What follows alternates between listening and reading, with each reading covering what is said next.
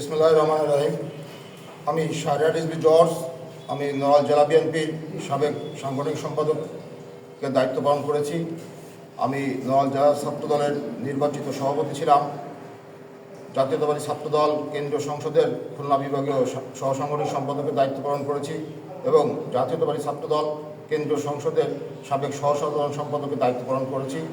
দীর্ঘ প্রায় 23 বছর ধরে আমি ছাত্রদল বিএনপির রাজনীতির সাথে জড়িত এবং আমি বিগত দিনে বারবার কারা নির্যাতন ভোগ করেছি। দেশনায়ক তারেক রহমানের নির্দেশে নড়াইলের রাজপথে খুলনা ঢাকা সহ যখন যেখানে দলের প্রয়োজন হয়েছে আমি আমার সর্বোচ্চ দিয়ে আমার নেতাকর্মী সহ আমরা সেখানে উপস্থিত হয়ে আমরা বিগত ফ্যাসিস্ট সরকারের বিরুদ্ধে আন্দোলন সংগ্রামে গুরুত্বপূর্ণ ভূমিকা পালন করেছি।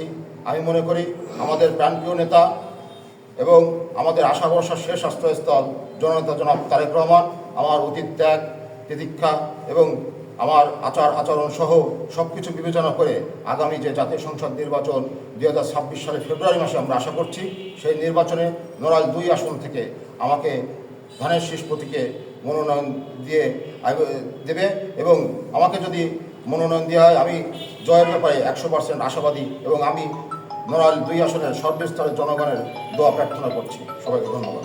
আপনি তো মাঠ পর্যায়ে আছেন, মানুষের সাড়া পাচ্ছেন কেমন, কি অবস্থা? আলহামদুলিল্লাহ, গত ফ্যাসিস্ট সরকারের আমলে বাংলাদেশের মানুষ ভোট দিতে পারে নাই।